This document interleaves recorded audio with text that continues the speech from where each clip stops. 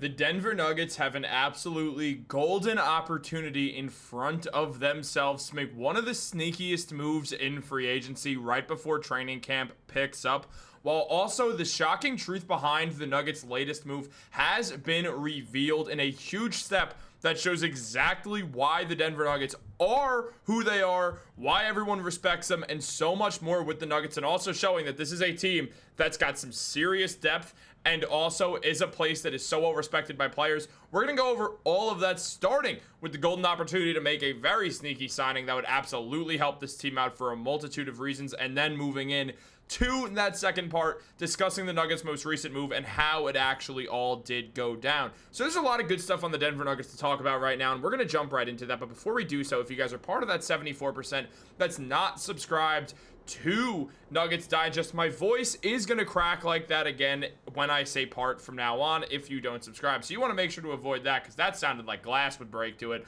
I'm actually surprised my window in front of me didn't break right there. But jumping into the video, there is a lot to go over on the Nuggets. As we know, now taking over the Denver Nuggets with the tandem of VPs, they have been absolutely excellent at doing exactly what this Nuggets team needed. They went out there, they added more depth to the roster, and they made a trade that is a perfect fit for the team. Bringing in Cameron Johnson was an excellent move because it also cut money away and made it easier to go out there and make more subsequent moves, like signing Bruce Brown and trading for Jonas Valanciunas, despite the fact that he made more money than Dario Saric, with that no longer being a concern.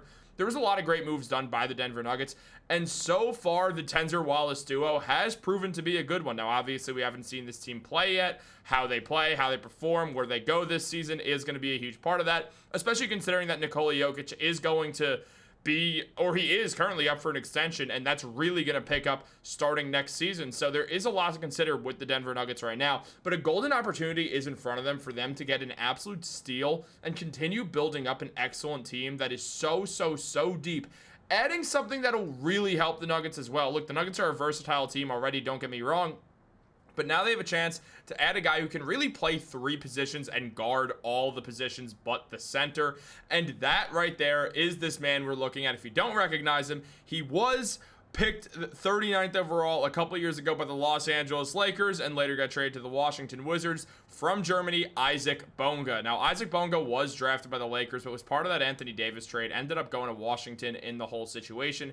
And honestly, it was one of those deals that really nobody looked at too much. Bonga showed something with the Lakers before getting moved, and then things kind of took a turn. But when we consider everything, this is a move that is perfect for the Denver Nuggets. Now, this was discussed by Fadeaway World, mentioning that the Nuggets have been one of the biggest winners of this offseason. Having added Cameron Johnson, Jonas Valanciunas, Tim Hardaway Jr., and Bruce Brown, Valanciunas, Hardaway, and Brown will all hit free agency in 2026, though. So they will be a team that's on the lookout for some quality additions then. Bonga would immediately be one of the better defenders on the team, along with the likes of Aaron Gordon and Peyton Watson. He's also versatile in a ton of different ways.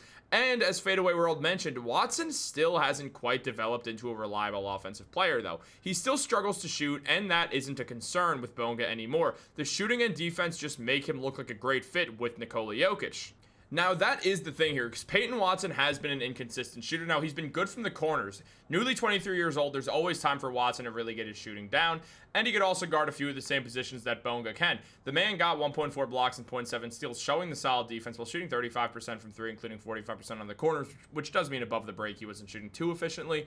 But he did put up decent numbers on the season. I've made it clear that I would not be surprised if the Nuggets do end up trading Peyton Watson. I've talked about this a bunch on the channel. But Bonga, he does a bunch of the good things that you want to see happen. I mean, we look at this Nuggets depth chart right now, and things are good. Don't get me wrong. They could use another guard, and Isaac Bonga can play that point guard position a little bit. He's an underrated playmaker, and then they could kind of do a playmaker by committee situation with that bench unit, while also having Julian Strawther, who could dribble the ball a bit, Tim Hardaway Jr., who could dribble the ball a bit, and Jonas Valanciunas is one of the better playmaking centers. And it's definitely something to be interested in going forwards with Denver. I mean, they could add another wing to the team. It would not hurt anyone whatsoever if they did that, especially a guy who just had a lot of success overseas. Now, yes, they added Kessler Edwards, who put up 4.2 points per game, 2.9 rebounds, and 1.1 assists in the 40 games he played with the Dallas Mavericks, and that's good, but he's on a two-way contract, so that makes things a bit more difficult. When we look at Isaac Bonga, what we see is a guy who recently in Eurobasket just played some of his best basketball in his entire adult career. First of all, he's only 24 years old, so it's not like he's some 29, 30-year-old that's trying to come over. He's 24. He's very young still. And Bonga shot 53% from the field with 45% from three on 3.4 attempts. So he was firing away from downtown. He put up 10 points per game, 3.6 rebounds. He played well. I mean, there's just no doubt about it. I definitely misspoke. I'm not even going to lie to you guys. He made 3.6 field goals per game.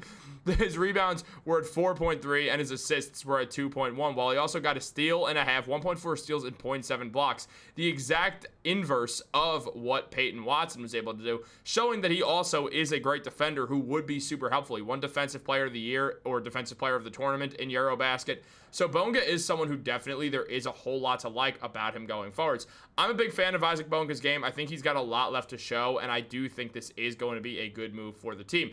That all being said, there is more to talk about with this whole situation, as the Nuggets recently made a move to acquire New York native Moses Brown in a deal that really was very, very under the radar. The Nuggets bring in Moses Brown, who signed an Exhibit 10 contract with the team, meaning that if he does get waived after training camp, which is right now not going to be the most surprising thing if it happens, Brown would end up being on the Nuggets G League team and getting a bit of a bonus as well with that. So that's great. He gets $56K or whatever it is. It's around that. And on top of that, what we also see is him play for the G League and be ready to get called up at any moment. However, if you're on the G League and he can't be on a two-way contract, he's been in the NBA for too many years, he can just get poached by any team that needs a center at any point. They could offer him a deal. He's obviously going to take it. Brown's bounced around the NBA a lot. It's not like he's just looking for one specific team to play for. He'll play for whoever calls his name. And frequently that's been teams like the Dallas Mavericks and Portland Trail Blazers, who Brown has spent multiple different parts of multiple different seasons with. So when we consider that, Moses Brown is a very interesting piece, and we do now know the truth behind him signing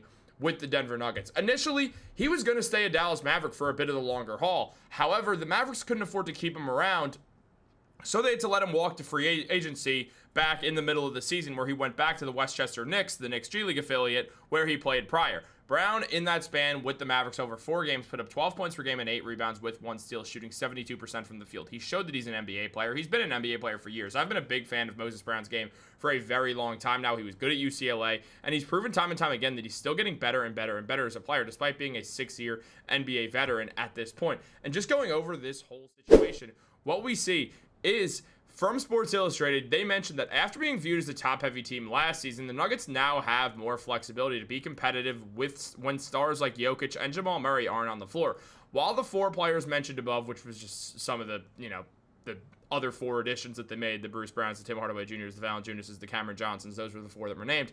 There are some additions that they've made that could make an impact down the line. One of those is Moses Brown, whom the Nuggets signed to an Exhibit 10 contract. As he'll look to compete for a roster spot or just end up having Valanciunas to back up Jokić, Brown will get a chance to compete with Deron Holmes for a chance at the 3rd-string center spot. And also, we know the Nuggets aren't the biggest Zeke Naji fans, so also that could help him out as well. But as Sports Illustrated also mentioned, however, Brown didn't almost end up in Denver. According to a Chinese basketball reporter in Zhangdao, Moses Brown drew interest from several Chinese teams before signing with the Denver Nuggets. While Brown could have likely received more guaranteed money and a better opportunity, he bet on himself with the Denver Nuggets. So Brown believes that he has a role here, and if there is an injury to anyone within the roster, whether it's Deron Holmes, who's already dealt with 1 injury, or whether it's Jonas Valanciunas, all of a sudden Moses Brown looks like a player who you add on a 10-day contract, and he proves it like he proved it for the Dallas Mavericks already. I think getting Moses Brown is an excellent move. As I've said, I've been a big fan of his game for a very long time, well before I started covering the Denver Nuggets. So I was really excited at this move that they made. They absolutely robbed the Knicks blind in this situation, and you just completely and utterly love to see it. This was the deal. The Nuggets gave up Jameer Young, who's with the Heat now. He's on like a 2-way deal with them. He's going to training camp with them. And Moses Brown's consistently gotten better in the G League as well. His first year with the Texas Legends, he didn't really get a ton of minutes, but he still scored the ball well at 14.4 points per game. And then the points just went up. He played with the OKC Blue for 14 games, put up 18.5 points and 14 rebounds before being called up to the Thunder and playing 42 games with them, starting around 12 of them. And then he went back to Texas for a second, played with the Ontario Clippers, the like Agua Caliente Clippers of Ontario, I believe is their full name, which is absolutely insane. By the way, that's Ontario, California, not Ontario, Canada. And he put up 13 and 13 there. Also played with Westchester for a tiny bit amount of time, put up that was between those 2 seasons. Went to Portland, played with them for a little bit for their G League team. We saw him put up 16 and 10, and then he went back to the Westchester Knicks where he had his best G League season to date, putting up 18 points and 15.7 rebounds. This man is the Dwight Howard of the G League, and he deserves a chance to prove that he is an NBA player because, frankly, he is one. But guys, what do you think about all this? Would you be interested in signing Isaac Bonga? What do you think of Moses Brown? Are you happy that he ended up choosing the Nuggets over one of the teams in the CBL? Let me know in the comments down below. Be sure to get back to you. Like this video, subscribe, turn on post notifications. Have a great day. I'll catch you later.